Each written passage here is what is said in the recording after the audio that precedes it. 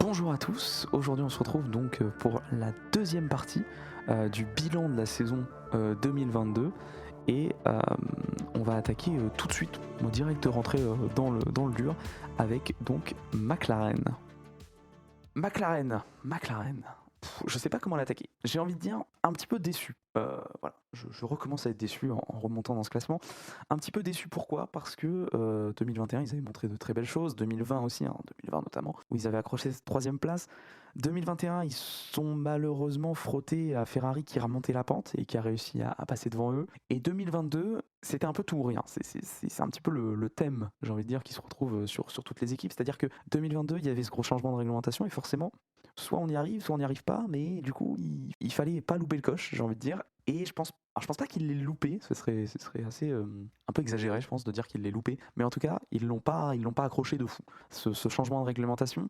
Et surtout, ils ont souffert d'une chose, parce que, mine de rien, c'était pas non plus à la rue en performance, surtout face à Alpine. Ils ont souffert de cette comparaison. Voilà. Bon, comment vous dire? Nous avons donc face à nous la comparaison entre Lando Norris et Daniel Ricciardo. Et forcément, alors de une, elle fait très mal pour Ricciardo, mais alors très très mal. Mais de deux, elle montre surtout que, contrairement à ce que j'ai pu dire sur d'autres équipes avant, notamment chez Aston Martin, on ne travaille pas à deux. On ne rapporte pas des points à deux. On ne tire pas l'équipe vers le haut à deux. Lando Norris a été quasiment McLaren à lui tout seul. C'est-à-dire que 16 à 5 en course, 20 à 2 en qualif. Alors ça, c'est dur parce que là, c'est vraiment la qualif, c'est vraiment le moment où il n'y a pas d'éléments perturbateurs. Il y a quelquefois, il peut y avoir un petit peu de stratégie. S'il se met à pleuvoir, etc., on peut se faire piéger, mais 80% ou 90% du temps, la qualif, c'est vraiment le moment où il n'y a pas de stratégie, il y a pas de problème ou quoi. C'est juste, on ferme la visière, on va sur la piste et on va le plus vite possible. Et là, il y a pas de gestion de pneus, il y a rien. Et malheureusement, là, c'est 20 à 2. Donc, ça fait très très mal. 122 points contre 37. C'est abyssal l'écart, hein. Donc, un podium, bon, qui fait plaisir, mais qui est arrivé un petit peu de manière assez chanceuse à Imola avec la sortie de Charles Leclerc qui attaquait un petit peu trop fort. Mais mine de rien, c'est quand même un podium. Ça fait une troisième place aussi sur la grille. En termes d'abandon, ils n'ont pas non plus trop souffert, 5 abandons en tout, 3 à 2 pour Ricardo. Euh, c'est le seul endroit où il le bat, je crois. Pardon. Mais ils n'ont pas non plus été trop ralentis ou trop souffert de problèmes comme par exemple Alfa Romeo juste avant. Eux, ils ont été plutôt épargnés par la fiabilité et surtout, ils ont eu une plutôt bonne fiabilité justement du moteur Mercedes. Le problème, c'est que Lando Norris, il était tout seul et je suis vraiment très très impatient et ça je le dis depuis pas mal de temps je pense, mais je suis vraiment très impatient de voir ce que Piastri va proposer, ce que Piastri va amener et surtout de voir le niveau un petit peu de Norris parce que là j'ai envie de dire Lando Norris il est, il est au top quoi. Il est au top, il gère l'équipe clairement, c'est logique, voilà.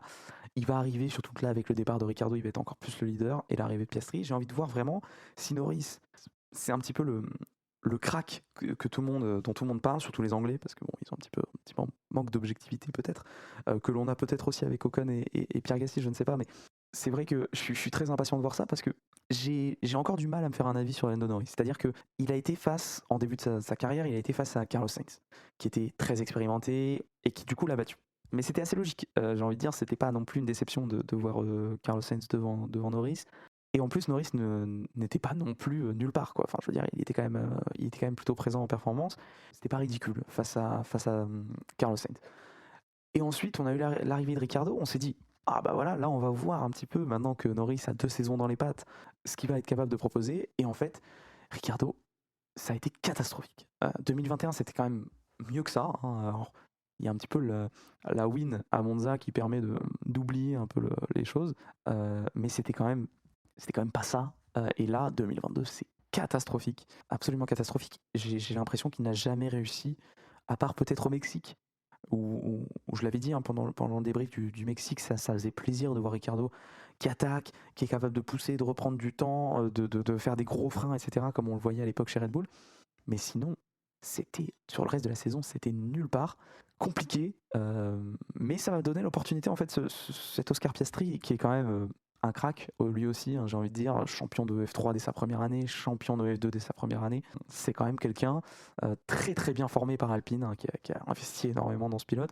McLaren récupère un petit peu le cadeau, j'ai envie de dire, que leur fait Alpine. Donc on va clairement avoir un Oscar Piastri qui est très bon, qui est plutôt prêt, même il va rester débutant, hein, malgré tout, mais qui a quand même été très préparé à la F1. Et un Lando Norris qui est très performant, qui est au sommet de son art, j'ai envie de dire. Mais est-ce qu'il est vraiment au sommet de son art, ou est-ce que c'est juste Ricciardo qui était nulle part? C'est ça qui est compliqué en fait. Est-ce que Norris c'est un crack et la McLaren était nulle et c'est lui qui a réussi à être tout le temps devant, etc., et à amener l'équipe vers le haut? Ou est-ce que Ricciardo est juste éclaté au sol en ce moment? Pardonnez-moi les termes, hein, c'est assez dur, mais est-ce que Ricciardo est juste garé complètement et Lando Norris est finalement au niveau de sa voiture? On va le découvrir l'année prochaine. Moi, j'ai très très hâte, personnellement. C'est le duo de pilotes que j'attends le plus, j'ai envie de dire. C'est vraiment ce duo-là, Norris-Piastri, parce que je pense que ça va être très intéressant de faire la comparaison et de voir enfin si Norris, c'est vraiment un monstre ou si il était juste, il exploitait bien sa voiture. C'est quand même un très bon pilote, hein, Norris, j'ai envie de dire. Il a quand même fait une excellente saison. Il a réussi, j'ai envie de dire, un peu comme l'a fait Aston Martin en fin de saison. Il a réussi à maximiser tout ce qui était un petit peu dispo. Et il s'est quand même battu seul face à deux Alpines toute la saison. C'est-à-dire qu'il était tout le temps tout seul. Il n'avait jamais son coéquipier pour venir un peu jouer à la stratégie. Et à chaque fois, d'un point de vue purement stratégique, il était toujours en infériorité face à Alpine, qui avait toujours deux voitures qui pouvaient tenter des choses, tenter des stratégies décalées, faire un arrêt avec l'un, faire deux arrêts avec l'autre, essayer un petit peu de jouer l'undercut d'un côté, etc. Là, c'était pas possible, c'était absolument pas possible. Norris était tout seul. Donc, il s'est un peu battu seul, il a relevé cette écurie McLaren, et je pense que la saison est plutôt, même si je disais au début que j'étais un petit peu déçu, je pense que la saison elle est plutôt positive dans sa globalité quand on regarde et quand on voit qu'il y a un seul pilote qui était présent. J'ai envie de dire, c'est un peu comme s'il roulait qu'une seule voiture. C'est très, les mots sont très durs, hein, pour Ricciardo, hein, je suis désolé, mais de toute façon je pense pas qu'il écoute, hein, donc il n'y a pas de problème.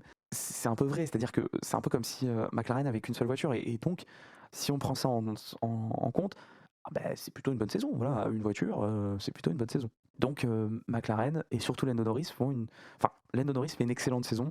McLaren, c'est un petit peu plus compliqué, mais ça a quand même réussi à progresser pas mal. Ils ont beaucoup fait évoluer, même si en fait ils se sont retrouvés, et on va en parler tout de suite, face à Alpine, qui eux aussi ont très bien évolué, et surtout, même si la fin de saison est un petit peu compliquée, ont un duo de pilotes qui fonctionne et qui ramène des points des deux côtés. Même si, j'ai envie de dire, Alpine a quand même manqué beaucoup d'opportunités et aurait pu clairement être plus largement devant, je pense, s'il n'y avait pas eu la fiabilité, la très mauvaise fiabilité, du côté de Fernando Alonso. 6 abandons contre 2 seulement pour Ocon. Alors, je tiens à calmer tous les fans de l'Espagnol qui crient au scandale à chaque fois en disant que sa voiture était trafiquée. Un petit peu comme les années avec Mercedes, hein, Bottas face à Hamilton, ou même chez Red Bull. Quel est l'intérêt d'une équipe? De faire une voiture moins bonne. Et donc, de louper des points. Surtout que j'adore Esteban Ocon. Et je trouve qu'il a été très performant, on va y revenir. Mais si j'étais dans le management Alpine et que je me dis je dois donner une bonne voiture à l'un et une mauvaise à l'autre, je donne la bonne à Fernando Alonso, parce que il nous a quand même montré cette année qu'il était ultra performant, et que mine de rien il a failli accrocher une pole en Australie avant un problème hydraulique, je crois, ou de direction, je sais plus. Il a fait d'excellents résultats en course, aussi au Canada il se met en première ligne, je crois. Donc le frérot, si je devais choisir un pilote des deux à qui donner la meilleure voiture, c'est clairement à Fernando que je la donne. Donc cette idée-là de dire que oh là là, Alonso, sa voiture, nanana, etc.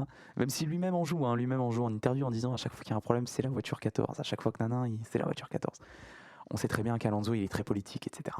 Et sur la fin de saison, il en avait marre. Ce que je peux comprendre clairement, hein, parce que il y a eu j'ai envie de dire, beaucoup d'opportunités manquées, beaucoup de fois où il marquait des gros points et puis ça abandonne, etc. Donc c'est très frustrant. Surtout, je pense que pour lui, le plus frustrant, c'était de se faire battre par Ocon au championnat, alors que on peut argumenter. Enfin, je pense que même si j'aime pas refaire le monde avec des si, mais effectivement, avec quelques abandons en moins, je pense qu'Alonso il sera un petit peu devant. Mais mine de rien, pour revenir sur la saison d'Ocon, elle est très bonne. On le voit dans ses statistiques. Mine de rien, c'est quand même très équilibré. C'est quand même très très équilibré. Et justement, c'est ce qui manque à McLaren.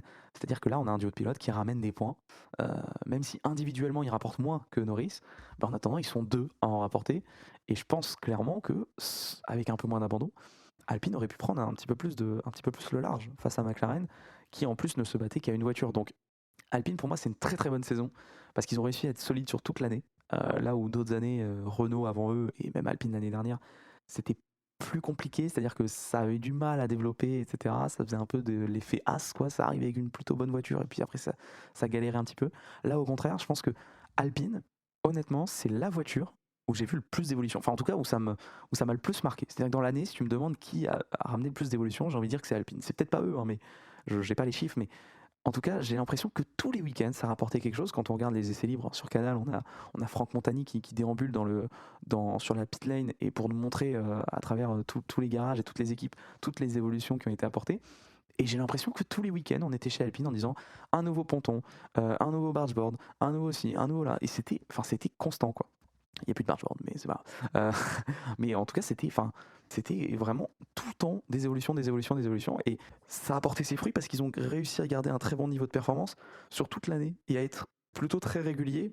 Même s'il y a eu ce moment un petit peu où McLaren Lando Norris semblait être au-dessus, bah mine de rien, ça a quand même réussi à marquer des points, surtout sur la fin de saison, et à consolider un petit peu cette position-là au championnat, cette quatrième place, qui est très importante, hein, qui est très importante en termes de budget, mais aussi pour Alpine, c'est vraiment confirmé que ça va mieux, ça monte, ça progresse, et pour moi, le prochain step pour Alpine, c'est d'aller se frotter au plus gros, on va dire, au plus gros poisson, que sont le top 3 qu'on va attaquer tout de suite avec Mercedes. Mercedes, petite déception, forcément, j'ai envie de dire, on est obligé d'être déçu.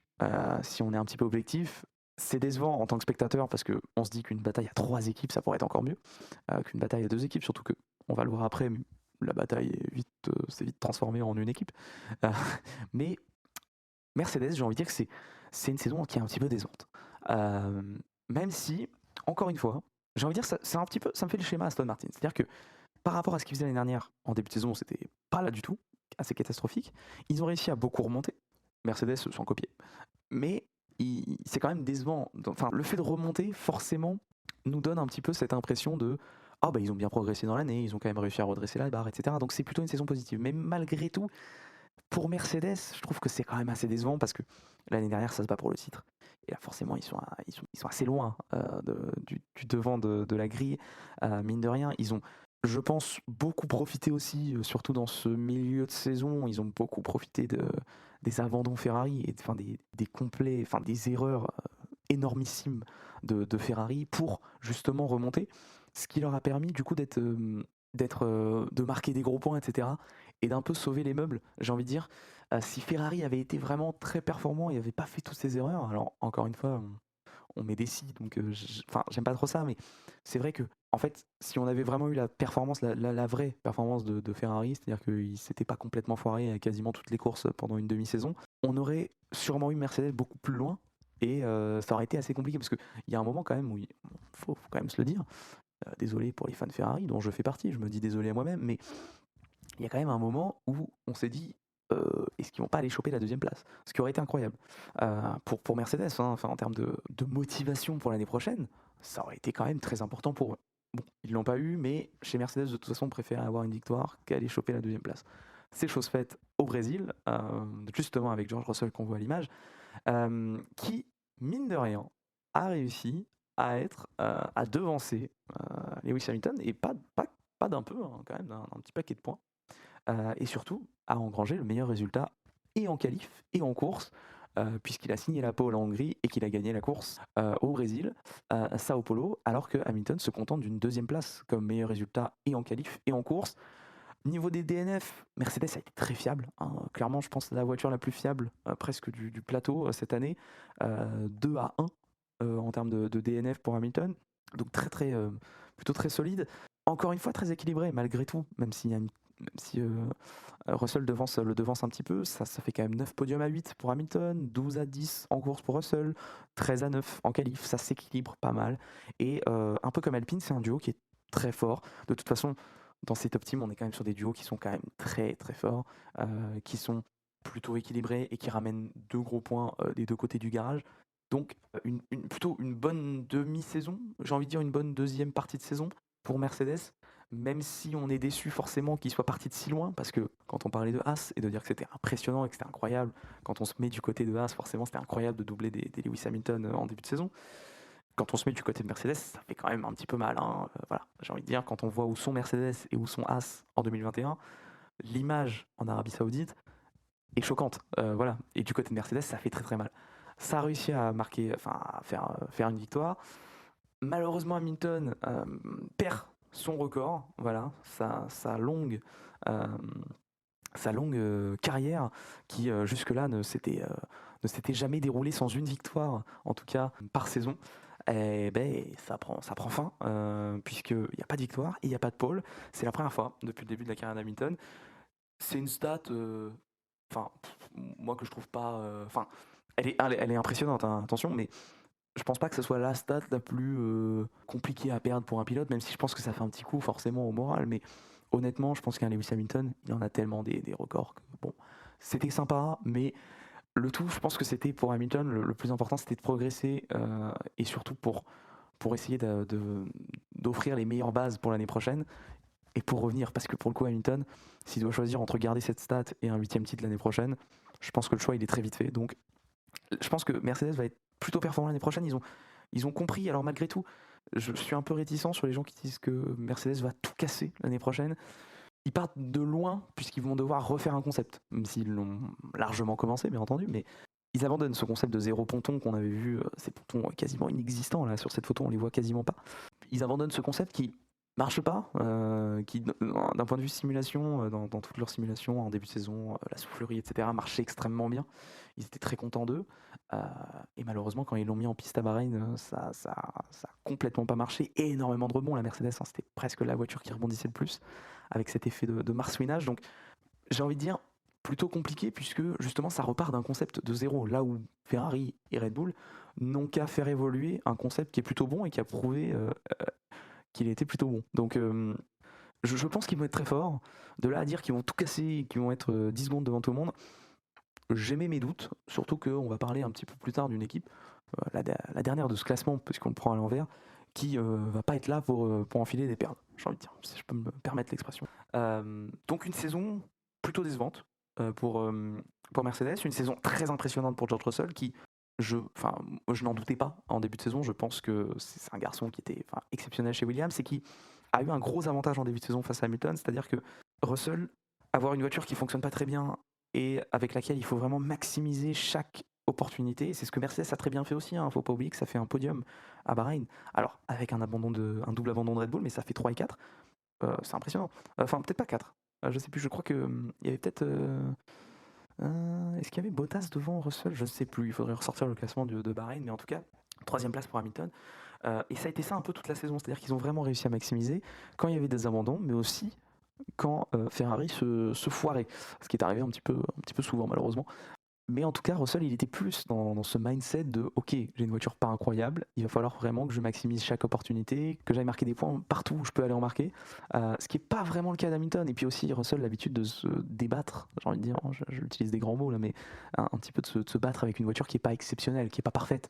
Là où Hamilton, lui, il n'avait pas du tout l'habitude de ça. Lui, il avait toujours eu cette voiture qui était impressionnante, qui était presque parfaite, et où il faisait ce qu'il voulait. C'était une extension de lui-même, j'ai envie de dire. C'était voilà, un peu exceptionnel. Et là, malheureusement, d'un coup, boum, la voiture ne marche pas.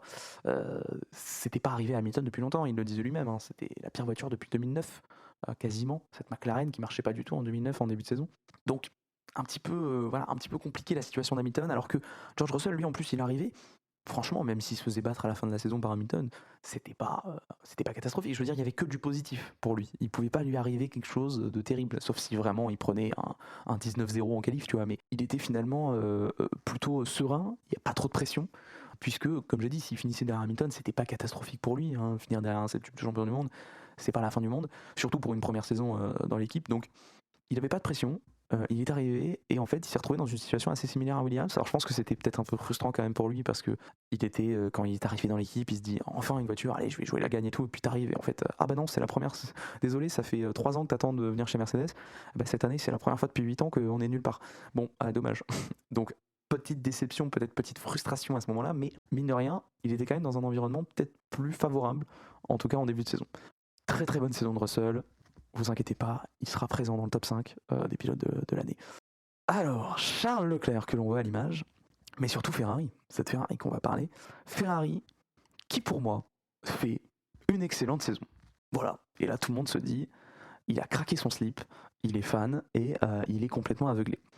Non, je pense que Ferrari fait une excellente saison pour la simple et bonne raison qu'ils reviennent, un peu comme As, j'ai envie de dire, ils reviennent de si loin, sur 2 saisons certes, mais faut pas oublier que 2020, c'est catastrophique. Voilà, on va pas dire autre chose, c'est la pire saison de Ferrari depuis je sais pas combien d'années, c'est catastrophique. 2021, ça relève beaucoup la barre, c'est beaucoup plus fiable, la voiture est plus saine à conduire, même si elle manque encore de performance, elle était beaucoup plus saine, elle a commencé pas à perdre, de grip comme ça sans prévenir en plein milieu d'un virage comme on pouvait le voir en 2020, notamment au volant de Sébastien Vettel. Et là, on a eu en 2021 vraiment un step, clairement. On a progressé par rapport à 2020, on est revenu pour se remettre un petit peu dans la course. Finir devant McLaren, forcément, ça a un petit peu motivé les troupes, j'ai envie de dire, mais surtout, et je pense que Mattia Binotto en est plutôt responsable, puisque un petit peu à la tête du département technique. On est arrivé en 2022 avec une voiture exceptionnelle, qui était franchement très bonne et qui était, j'ai envie de dire, on pourrait argumenter, mais sur la première moitié de saison, qui est la meilleure voiture, même si après, je pense que Red Bull a vraiment fait un step et a dépassé Ferrari en perfo. Mine de rien, sur la première moitié de saison, je pense que Ferrari a la meilleure voiture. Et quand on voit leur saison 2020, se dire qu'en 2 saisons, tu arrives à avoir la meilleure voiture du plateau, à finir deuxième du championnat constructeur, deuxième du championnat pilote, certes à des années-lumière, mais mine de rien, t'es deuxième quand même, ça veut dire que tous les autres ils sont derrière. C'est pas dégueu. C'est pas dégueu du tout. Et c'est pour ça que pour moi, Ferrari fait une excellente saison.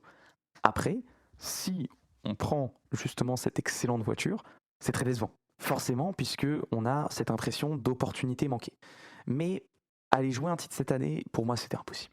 C'était impossible, pourquoi ? Parce que c'est une équipe qui, depuis 2018 presque, et j'ai envie de dire même depuis bien plus longtemps que ça, mais n'a pas l'habitude de jouer des titres, n'a pas cette pression, etc. Ça fait 2 ans, bon 2020, je veux dire, 2020, quelle était la pression selon vous sur les épaules des mécanos, sur les épaules de la stratégie chez Ferrari? On se bat pour une 15e place, si je me foire de stratégie et qu'on finit 16e, j'ai envie de dire qui s'en fout, absolument tout le monde. Alors que là, quand on joue une victoire, forcément, ça change. Ça change beaucoup. Et c'est là qu'on s'est rendu compte que Ferrari, en fait, ne supportait pas la pression. Mais on le sait depuis longtemps, puisque Ferrari, c'est une pression qui est peut-être 10 fois supérieure à tous les autres teams. Et malheureusement, dès qu'on est un petit peu en galère en pression, et on l'a vu maintes et maintes fois cette saison, les ingénieurs de piste ont toujours l'air absolument apeurés. Voilà, j'ai envie de dire, je n'ai pas d'autres mots, hein, mais je pense à un Ricardo Adami qui, du côté de Carlos Sainz, j'ai encore cette image de lui qui lui parle alors qu'il est en pleine bataille dans le dernier secteur au Castellet avec Pérez et qui lui dit box, mais frérot, est-ce que tu regardes l'écran en fait? Mais tout ça, j'ai envie de dire, c'est vraiment la pression qu'ils n'ont absolument pas supportée dans cette équipe et qui prouve aussi, qui est quand même assez, j'ai pas envie de dire logique parce que il faudrait réussir à passer par-delà cette pression, mais qui est assez logique mine de rien quand même quand on voit de là où ils viennent. Forcément, c'est une équipe qui d'un coup s'est retrouvée et c'est quand on va parler de Carlos Sainz, c'est aussi un petit peu ce qui s'est passé pour lui. C'est une équipe qui d'un coup s'est retrouvée avec une voiture capable de gagner des courses, capable de faire des pôles, capable d'être championne du monde. Et on n'a pas trop l'habitude, quoi. Enfin, les gars, il y a 2 saisons, on se battait pour une 16e place, quoi. Enfin, c'était catastrophique. Donc, si on avait un point, c'était fou. Donc forcément, on revient de très loin. Et en fait, si vous remontez un peu plus, depuis 2017-18, avec Vettel, ils ne se sont pas battus pour un titre. Et j'ai envie de dire, est-ce que vraiment on peut... 2017-2018, certes, Vettel finit 2e, etc. Mais est-ce que c'est une vraie bataille pour le titre? J'ai envie de dire non, ça ressemble un peu à une année comme celle-ci. C'est-à-dire qu'en début de saison, on y croit. Et puis, ça s'effondre complètement en moitié de saison. Donc, je pense quand même que c'est une bonne saison en termes de... Ils sont revenus de si loin que c'est une bonne saison forcément. Mais on est obligé d'avoir des déceptions parce qu'on s'attendait à mieux. On s'attendait à mieux parce qu'avec cette voiture, il y avait tellement de possibilités. Ils n'ont pas été épargnés par la fiabilité. Un 3 DNF pour Leclerc. À chaque fois, il était en tête. En tout cas, si je me rappelle bien, au Castellet, il est en tête. C'est une erreur. Il l'a dit lui-même, mais mine de rien, il est en tête. En Bakou, puisque ça abandonne. Ah oui, les 3 abandons, il était en tête, puisqu'après l'autre, c'était l'Espagne, je l'avais oublié. Donc 2 casse moteurs alors qu'on est premier. Des erreurs de stratégie, en veux-tu, en voilà. Je pense à la Hongrie où on part en pneu dur. Vas-y, pourquoi pas. Comme ça, on se fait doubler par tout le monde. On se fait doubler 2 fois par Verstappen parce que Verstappen double Leclerc, fait un spin, le redouble. J'ai l'impression qu'il joue à F1 22. Ensuite, on a aussi forcément Monaco. Comment oublier Monaco? On part 1 et 2, je crois, sur la grille. Enfin, en tout cas en pôle. Et puis, on arrive à complètement passer à côté de son Grand Prix du côté de Leclerc, qui finit carrément derrière Sainz. Enfin, je veux dire, course catastrophique à plein de reprises. Ensuite, la fiabilité. 6 abandons pour Carlos Sainz. La fiabilité de ce moteur Ferrari qui était quand même très compliqué. Un petit peu comme chez Alpine. J'ai envie de dire, chez Ferrari, on s'est dit, vas-y, on joue la performance et on a un moteur très performant mais qui est très peu fiable. Et d'ailleurs, ils n'ont jamais pu le pousser au maximum pendant la saison parce que sinon, ça cassait beaucoup trop vite. Donc, en fait, on n'a jamais vu la vraie performance du moteur Ferrari. Alors, attention aux faux espoirs, hein, les tifosi. J'ai envie de dire, il faut rester quand même serein. Voilà, je pense qu'il y a un très bon package, comme j'ai dit. Fred Vasseur va récupérer plutôt une bonne équipe, une bonne équipe technique, etc. Mais il va y avoir Mercedes qui va revenir. Red Bull va être toujours aussi fort. Peut-être Alpine qui pourrait, même si bon, il y a quand même la marche à franchir est quand même assez énorme. Mais en tout cas, pour moi, c'est une saison qui est bien si on regarde avec un petit peu plus de recul, mais qui en même temps, forcément, je comprends qu'elle est ultra décevante pour les fans et qu'elle est ultra décevante quand on voit la voiture qu'ils avaient tout simplement. En termes de comparaison de pilotes, 15-7 pour Leclerc. En qualif, 12-9 en course. Ça s'équilibre un petit peu plus. 3 wins contre 1 à Carlos Sainz qui, objectivement, Carlos Sainz, il a réussi à remonter la barre dans cette deuxième moitié de saison. Il a réussi à remonter un petit peu et à se mettre au niveau de Leclerc. J'ai envie de dire que la win à Silverstone, est-ce qu'on lui a pas un petit peu donné? Enfin, même sans faire exprès, mais peut-être qu'avec une meilleure stratégie, on n'aurait peut-être pas eu une win de Carlos Sainz, mais en tout cas, elle est là, elle fait plaisir, ça fait plaisir aussi au moral, etc. 3 pôles, quand même, pour Carlos Sainz, c'est pas rien. 9 pour Leclerc, qui encore une fois a montré que c'était l'homme des qualifications, depuis le début de sa carrière en F1, tout simplement. Il est tout le temps ultra performant en qualif, et il l'a encore montré cette saison. C'est le recordman de pôle sur cette saison. Charles Leclerc, donc 9 pôles, très impressionnant.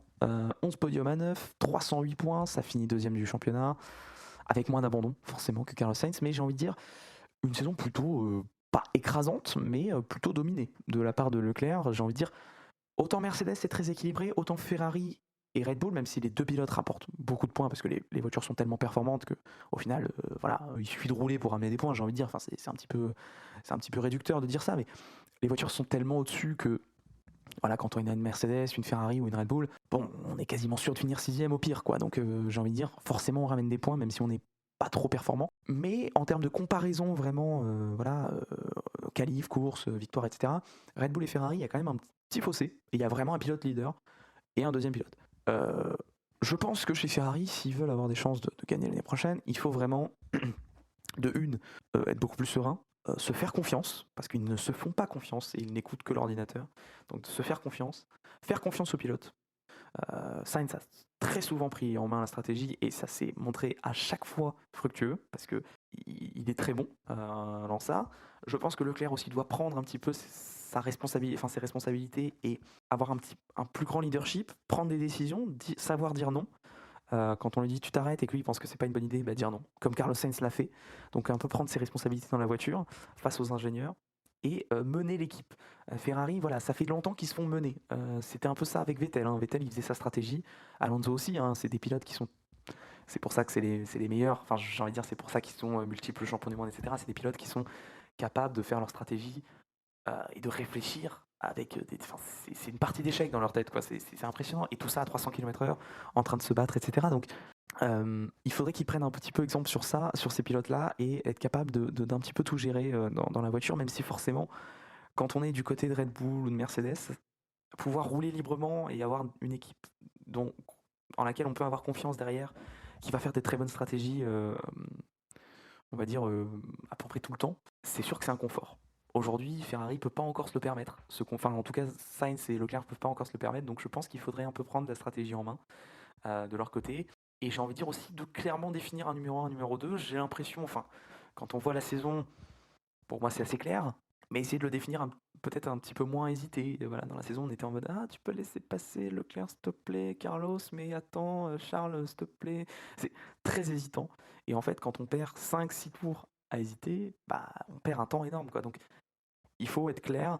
Est-ce que Fred Vasseur aura ce côté un peu Jean Todt? Alors, je déteste les comparaisons avec Jean Todt juste parce qu'ils sont français tous les deux, mais est-ce qu'il aura ce côté un petit peu intransigeant qu'avait Jean Todt en mode toi, tu le laisses passer maintenant, j'en ai absolument rien à faire de ce que t'en penses. Voilà, Jean Todt, c'est quand même le mec qui joue une victoire du Dakar sur un pile ou face. Regardez Jean Todt, la méthode sur Canal, c'est la 8e fois que je le dis dans ce podcast, mais c'est pas grave. je vais forcer jusqu'au bout. Excellent reportage. Mais peut-être qu'il faudrait un petit peu aussi ce côté-là, un petit peu intransigeant de on fait comme ça et pas autrement. En tout cas, voilà, une saison mitigée. D'un côté, c'est très bien parce qu'on revient de loin, d'un autre, c'est un peu décevant parce qu'on avait une voiture incroyable.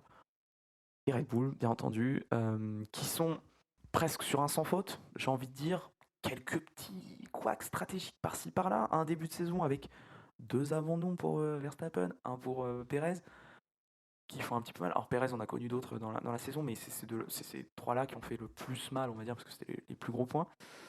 J'ai envie de dire, à part ça, c'est un sans faute. Verstappen, bon, voilà, on va en reparler quand on fera le top 5, mais bon, exceptionnel. Et Perez aussi, attention, mais Red Bull qui a tout cassé, clairement. Verstappen, j'avais l'impression qu'il était en difficulté 20 sur F1 22, quoi. C'est-à-dire que le gars il avait désactivé l'IA, quoi. Enfin, Spa, clairement, le mec remonte, mais coude à la portière, quoi. Il est au-dessus de tout. Et il remonte du fond de grille pour la win. Enfin, je sais pas, en quelques tours, il est devant, quoi. Enfin, c'est impressionnant. Donc, il y a quand même eu une très très belle domination. Ils ont tout maîtrisé. Là où Ferrari s'est pris les pieds dans le tapis plein de fois. Ils ont toujours été bons sur la stratégie. Ils se sont pas loupés sur les arrêts au stand. Ils ont été bien moins fébriles, beaucoup plus fiables aussi. Et sur la deuxième partie de saison, très performants.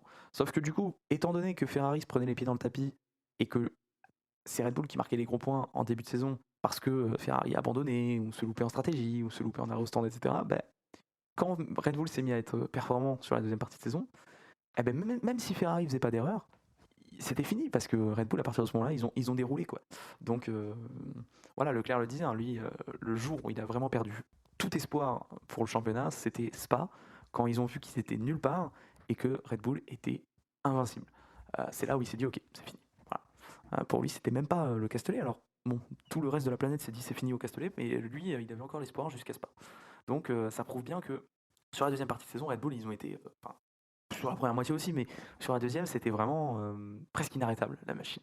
18-4 en qualif et 17-4 en course. Plutôt une très très grosse domination de Verstappen. 15 victoires, nouveau record. 2 pour Perez quand même, à chaque fois sur des circuits en ville, etc. Avec peut-être un petit peu de chance aussi, notamment sauvé un petit peu par la pluie et par la trajectoire, la seule trajectoire sèche qu'il pouvait y avoir à Singapour, mais aussi par les couacs de Ferrari à Monaco. Mais en attendant, ça fait quand même 2 victoires, une pole, très impressionnante aussi. Contre 7 pour Verstappen, domination encore une fois de Verstappen en qualif, enfin, sur tous les tableaux, j'ai envie de dire, en termes de points aussi, ça marque plus de 150, enfin presque 150 points de plus au classement pilote, donc c'est impressionnant. 17 podiums à 11 quand même, hein. Faut voir que Perez est très présent sur le podium. Quelques DNF, bon 3 pour Perez, ça fait un petit peu plus mal, mais ce qui fait très mal en fait, c'est que Verstappen en début de saison, à chaque fois, c'est 2 fois 18 points potentiels, quoi. Et à chaque fois, il est quand même, même s'il était derrière Leclerc sur ces 2 courses-là, Australie et Bahreïn, il est quand même en passe de marquer de gros points. Donc ça faisait mal, même si après Ferrari s'est rattrapé, puisqu'on l'a bien vu. 3 abandons pour Leclerc, à chaque fois en tête de la course. Donc les petits 25-0 qui font plaisir. Saison incroyable, grosse domination de Verstappen, mais on va en reparler dans notre classement, et c'est ce qu'on va attaquer tout de suite, mais je pense que Perez a pas été mauvais quand même. On attaque donc ce top 5 à la 5e place, avec Sergio Perez, qui réalise une excellente saison pour moi. Il est très régulier, il rapporte de gros points, il est présent quand Verstappen ne l'est pas, il a aussi 2 victoires au compteur. Sur sa première moitié de saison, enfin son premier tiers de saison, il était vraiment en passe de challenger Verstappen, ce qui était très impressionnant. Et donc pour ça, j'ai envie de dire, bravo Pérez déjà de une, et il remplit parfaitement le rôle qu'on lui demande chez Red Bull, c'est-à-dire suppléer, être le deuxième pilote de Verstappen, et il le fait parfaitement. Il vient marquer des gros points, il permet à Red Bull de remporter très largement le championnat constructeur. Il a presque permis à Red Bull aussi de marquer leur premier doublé au championnat pilote de l'histoire. Donc ça c'est très impressionnant, bravo Pérez. À la 4e place, on retrouve Norris. Pour moi, encore une fois, une très très bonne saison. On en a parlé quand on parlait de McLaren tout à l'heure. Il a été vraiment le seul maître à bord, j'ai envie de dire, de cette équipe. Il a tenu McLaren à bout de bras et il a ramené presque tous les points de l'équipe. Il s'est battu seul contre les 2 pilotes alpines et en plus, il finit meilleur des autres puisque c'est lui qui marque plus de points individuellement par rapport à Alonso et Ocon. Donc ça, c'est très impressionnant avec une voiture qui, on pourrait le dire, est peut-être un peu moins performante, je pense, dans la globalité que l'Alpine. Donc c'est vraiment très très fort pour Norris et je pense qu'il mérite largement cette 4e place. À la 3e place, je mets Russell qui, encore une fois, réalise parfaitement ce step de Williams à Mercedes, qui bat Hamilton au championnat, qui ramène la seule victoire, la seule pole. C'est très impressionnant, qui est ultra régulier. Ça, c'est vraiment le point sur lequel je voulais insister, c'est qu'il était ultra régulier. C'est-à-dire qu'il ramène des points absolument tout le temps, des top 5. Je sais même plus combien il en a fait, mais une quantité impressionnante de top 5. Et qui a battu son coéquipier tout simplement. Voilà, je pourrais arrêter juste mon argumentation à cet endroit-là. C'est très très impressionnant, donc une 3e place largement méritée pour Russell, je trouve. À la 2e place, j'ai envie de mettre un pilote qui, on pourrait dire oui, non, peut-être, parce qu'il a fait quand même de grosses erreurs, notamment à Imola et en France. Si vous l'aviez pas reconnu, c'est Charles Leclerc. Certes, il a fait de grosses erreurs qu'il ne faut pas commettre, lui-même l'a avoué, mais sinon il réalise quand même une très bonne saison.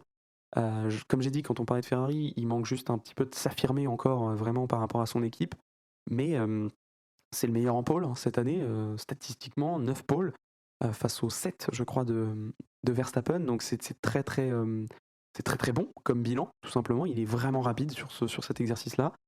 En course aussi, il est quand même très bon, même malgré les 2 erreurs, c'est quand même très très bien. Il se bat de manière assez fantastique. Moi, je me rappelle surtout j'ai une image à Silverstone où il défend avec des pneus usés jusqu'à la corde, des pneus durs, alors que tout le monde est en soft neuf. Ça, c'est très impressionnant. Et je pense que voilà, il a eu cette expérience cette année de se battre pour un titre, ce qui lui permettra l'année prochaine peut-être justement de s'appuyer sur cette expérience-là pour pas reproduire les 2 erreurs qu'il a faites, mais aussi pour être peut-être encore plus performant, qui sait. À la première place, j'ai envie de mettre Verstappen, forcément, c'est pas vraiment une surprise. Ce qui m'impressionne surtout sur sa saison, c'est le côté vraiment sans faute du bonhomme. C'est-à-dire que vraiment, Verstappen, cette année, il n'y a pas d'erreur. Verstappen, c'est juste, il n'y a pas d'erreur. C'est comme ça. Il réalise toute la saison de manière très très sereine. C'était vraiment ça, c'était cette impression de facilité qu'il dégageait toute l'année qui était vraiment impressionnante. Et il est quand même très rapide. En qualif, c'est quand même 7 pôles, hein, c'est quand même pas rien. Mais aussi, surtout, le dimanche qu'on marque des points, 15 victoires, nouveau record, avec certes plus de grands prix dans la saison qu'avant, mais c'est quand même un nouveau record. Et Verstappen, juste presque imbattable cette année. À Spa, je m'en rappelle, le gars remonte, on dirait qu'il a enlevé la difficulté sur F1 22, quoi. C'est vraiment impressionnant. Et c'est ça, en fait, sur quasiment toute la saison, très serein. Et comme je disais avec Leclerc, il a vraiment pu s'appuyer sur cette expérience qu'il a eue l'année dernière de se battre pour un championnat, mais aussi on va dire le confort que ça amène de l'être, ce champion du monde, justement. Ça a vraiment enlevé un poids de ses épaules et ça se voit, ça lui a donné beaucoup de sérénité et ça lui a permis d'être très performant. Première place amplement méritée, pour moi c'est vraiment le top pilote cette année, si on doit noter les pilotes. C'est donc sur ce top 5 que la saison s'achève, cette saison de débrief passée ensemble, ce tiers de saison passé ensemble. L'année prochaine, on aura l'occasion de se retrouver pour toute la saison, tous les grands prix à débriefer. On se retrouvera d'ailleurs dans quelques semaines pour une petite preview de la saison 2023 où on va un petit peu débriefer plus en longueur, on va dire les news, etc. Pourquoi pas avec un invité, je vais essayer aussi l'année prochaine de développer un petit peu le podcast. Pourquoi pas, ça c'est même pas pourquoi pas, c'est sûr et certain, je vais bosser dessus pour qu'il soit sur les plateformes Apple Podcast, etc. pour pouvoir l'écouter uniquement en audio. Mais pourquoi pas aussi faire des podcasts en face cam avec des invités, essayer d'aller filmer des choses sur place. Si je peux aller sur quelques grands prix, ce serait génial. On se retrouve donc très bientôt pour la preview dans quelques semaines. Et puis après, on se retrouvera aussi pour les essais hivernaux et pour le premier Grand Prix de la saison qui arrivera très vite à Bahreïn. D'ici là, portez-vous bien. Ciao, ciao.